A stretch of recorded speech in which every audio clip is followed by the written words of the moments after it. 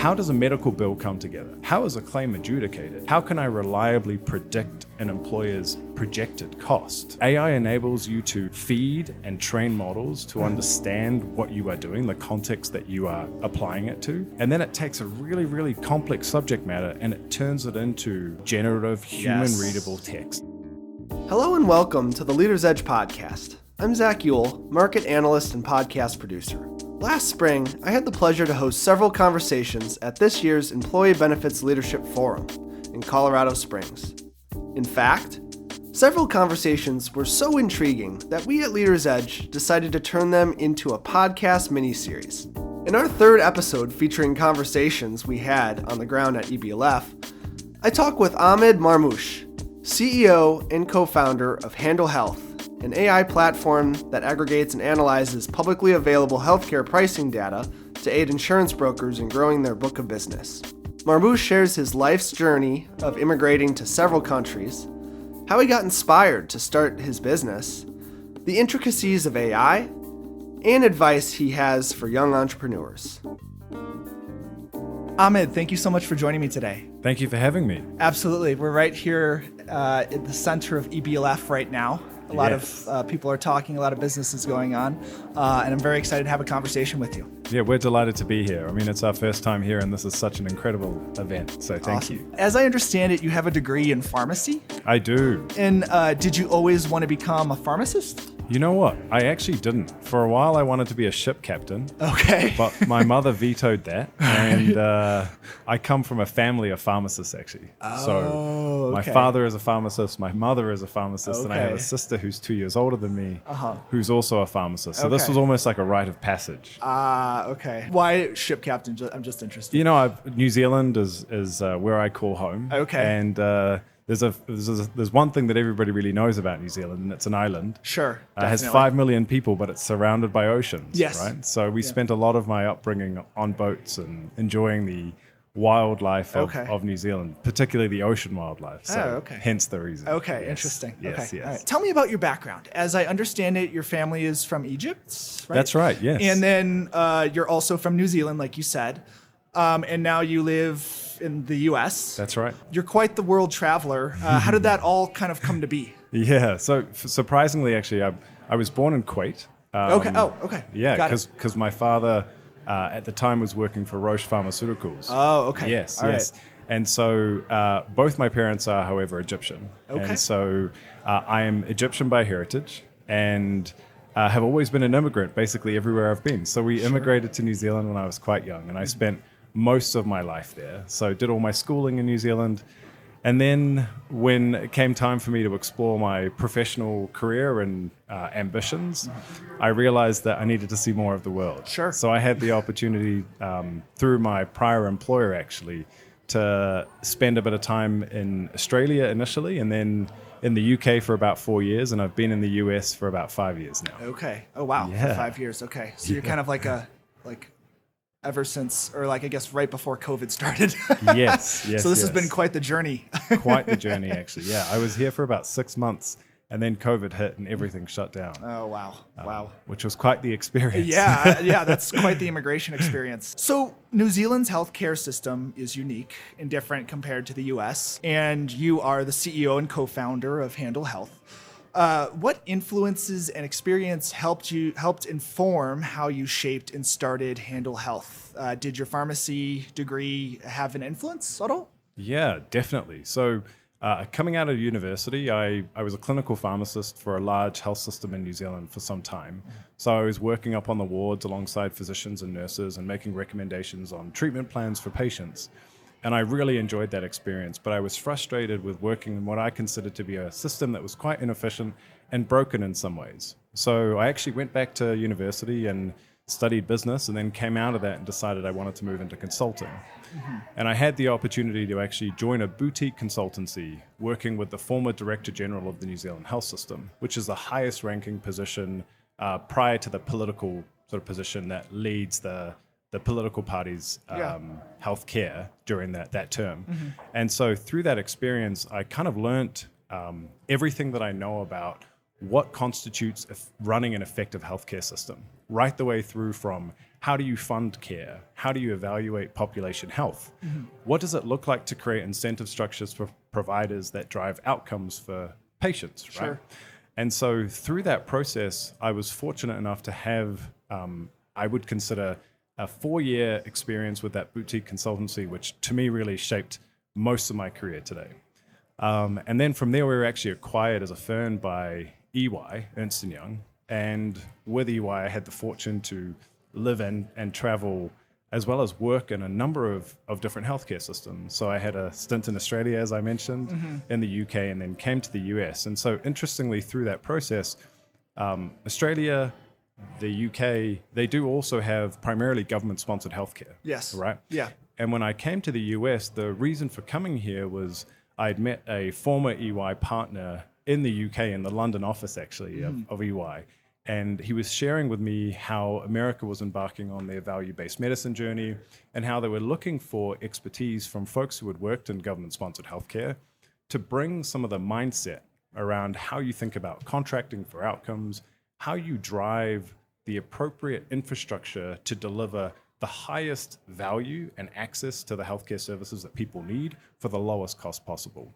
And so when I came here and we started to work on this, I realized that there was this ongoing gap in how you could truly define value in the US healthcare system.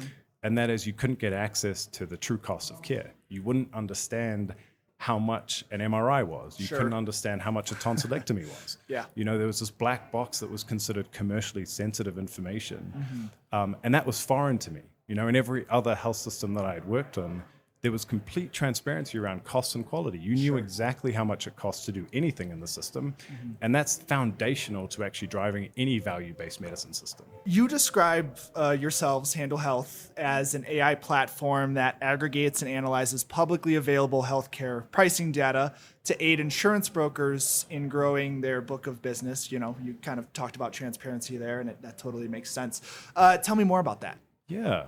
So thanks to the legislation, transparency, and coverage under the Consolidated Appropriations Act, for the first time in U.S. history, the information on the unit costs of care became publicly available. That was published under both the payer machine-readable files that are now available on the payer websites, as well as the hospital machine-readable files that are available on the hospitals.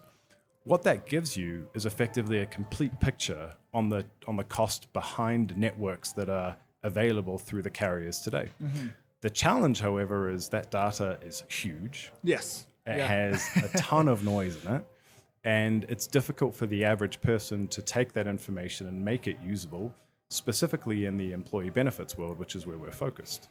So, you know, that's a perfect use case for AI. You know, we're taking it and applying it to a large data set so it can learn some of the quirks of it and help us with making this information usable. Now, how we translate that into something that can support the employee benefits consultants we work alongside of is traditionally, prior to the transparency legislation, the way on which both, I would say, networks were selected on behalf of self-insured employers or even fully insured employers, right? Yeah. And also how benefits were designed to make the best use of the different providers from a cost and quality standpoint, never really considered unit cost. And so what we've really been able to do is equip brokers with a different type of analytics and predictive modeling tool that helps them have an independent and objective view of the true cost of services. And you can roll that up and understand the true cost of a network, right? Because a network is essentially a set of contracts where they have prices for specific services. And so it's presented, from my perspective, an opportunity to really think creatively around how consultants can really provide the type of advice that I think self-insured employers need when thinking about how to drive cost containment while also enabling the best access to healthcare and the best outcomes for people. And I often joke about this, that my experience in government-sponsored healthcare actually parlays really nicely into the sector. Because if you think about it, governments and employers actually have a lot in common when it comes to looking after their people. Sure, sure. They want to keep their people as productive and as healthy as possible Yeah. for as long as possible.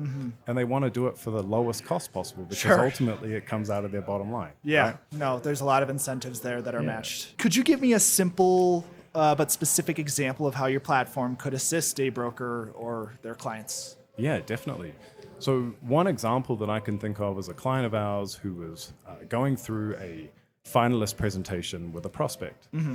And this prospect was a national client. They had a footprint across the US, and they were evaluating different networks that were right for them. And so what this broker that I'm thinking about was able to do was, alongside the traditional analyses, the discount analyses that they were able to run, they were able to use the Handl platform to present an independent and objective view of the network performance. But not only at a discount level, going beyond just the discount and actually starting to look at the specific clinical diagnoses or categories that employer had shared with them around high-cost claimants and what they were using most often, but also down to the specific hospital and providers that they were using.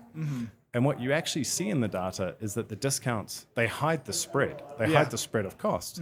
But when you're using a platform like Handl, you can start to get really intelligent and granular about the type of network that you're recommending based on the employer and the specific hospitals that their employees are going to, as well as the specific diagnoses that their employees have. Yeah. And through that process, the broker was able to highlight this as part of their finalist presentation and was successful in winning the broker of record designation. You've mentioned AI several times. You know, Yes. like every company now uses AI. The buzzword. The buzzword, but it's very impactful. I'd argue more than, blockchain. That was the buzzword a couple of years ago, right before COVID. Yes. But I guess this is, and this is more of a broader question. In terms of utilizing AI, can you take me through just a very simplistic process? Was it just like a problem and an idea that happened, or was it like you messing around with AI or a specific application, or how did you get inspired to use AI as a application or as a way to assist your application? Yeah. I think the way I think about it is traditional programming, right, is very much human-led. Yeah. It has to be led by the engineer that has the idea to Sure. drive the innovation. What AI enables you to do is access a ton of information and use what they call officially as a neural network, but Yeah. to start to make recommendations using computers to help you with thinking through intractable problems that may not have been solvable by just one engineer or two engineers, but maybe took hundreds. Sure. Right? Yeah. And so I think the application of AI in our world in particular Yeah. is very interesting because we're dealing with big data, which we know there are a ton of use cases for. Yes. But more so than that, we're dealing with very complicated information. I often joke about the fact that to interpret this information, you need to be an actuary, you need to be a billing code expert, Yes. and you also need to be a claims adjudication expert to really understand, how does a medical bill come together? How is a claim adjudicated? How can I reliably predict an employer's projected cost, right, based on this information? And Yeah. AI enables you to feed and train models to understand what you are doing, the context that you are applying it to. Yeah. And then it takes a really, really complex subject matter and it turns it into generative, human-readable text. Yes. And so some of the really exciting things that we have on the horizon are, imagine a co-pilot for a benefits consultant or a broker that works alongside them as they are evaluating networks, as they are reviewing claims experience of their clients, as they are making recommendations on the right type of health plan to construct on behalf of their prospect or client. Sure. Right? AI can make a very difficult subject matter something that you could generate a number of scenarios or recommendations based on what you as the broker Yeah. and your client are prioritizing in terms of the most important things, whether that's cost, whether that's access, whether that's competitive differentiation. Sure. And yeah, that's where I think there's a ton of really exciting opportunity there. I think that's a great way of breaking it down. And I like your example also of, exciting stuff around the horizon. We talk about AI agents, but in this, it sounds like a co-pilot, that would essentially assist health and benefits consultants. Let's say, you have 30 kids and one teacher, and essentially they are like one teacher is trying to teach one subject to 30 kids. Those 30 kids are only going to retain so much subjects versus, a single tutor has the power to educate a child or a person at a much more successful and much more faster pace. And that's what it seems like the direction you're kind of headed in, but also, a great application for AI as well. Yeah. So I think that's a perfect analogy, actually. It's this idea of having a counterpart that can assist you throughout your learning journey or whatever work you need to complete. That's exactly right. Yeah. Okay. And then my last question, you're an entrepreneur. Do you have any advice on entrepreneurs looking to, break into the healthcare or insurance space? Yes. Wow, if I could repeat my journey again, right, is the key here. Yeah. Look, I think the insurance industry, the healthcare industry needs more entrepreneurs, Yeah. right? And so I think for the folks out there who are listening that are considering it, my recommendation is please jump into the deep end and give it a go. Sure. I think as you do that, there are some nuances to understand about the insurance and the health tech space.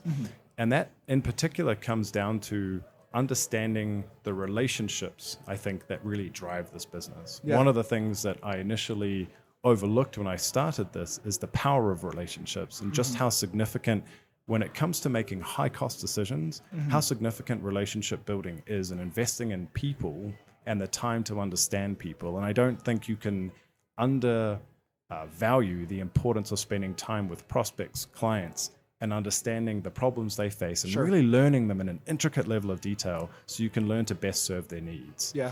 I think the other piece is entrepreneurs, especially in tech, are always looking at how to build the best product, right? And so there's this concept of product market fit. Are you solving a real problem that people have? And does your product actually create an ROI? Which I think is really important. But there's a key part to that I think is missing, which is product market sales fit. One of the biggest things that folks who are considering entering the space need to understand is the sales process of working alongside insurance and healthcare systems. And in particular, understanding the motivations and incentives behind the economic buyers, because those don't always line up to what you think they might be when you're building product. So understanding your distribution model. And in the industry that we're in particular, in the employer-sponsored healthcare market, the channels of distribution are multifaceted. The way upon which you can reach your end buyer is really, really vast. And so being able to be very deliberate around which path you choose to go and having an understanding as to why you're doing that is going to be the key to actually successfully gaining the traction you need to sell in this industry. That was my conversation with Ahmed Marmoush, CEO and co-founder of Handl Health. I hope you enjoyed listening to it. To listen and subscribe to Leaders Edge podcasts, go to leadersedge.com or wherever you get your podcasts.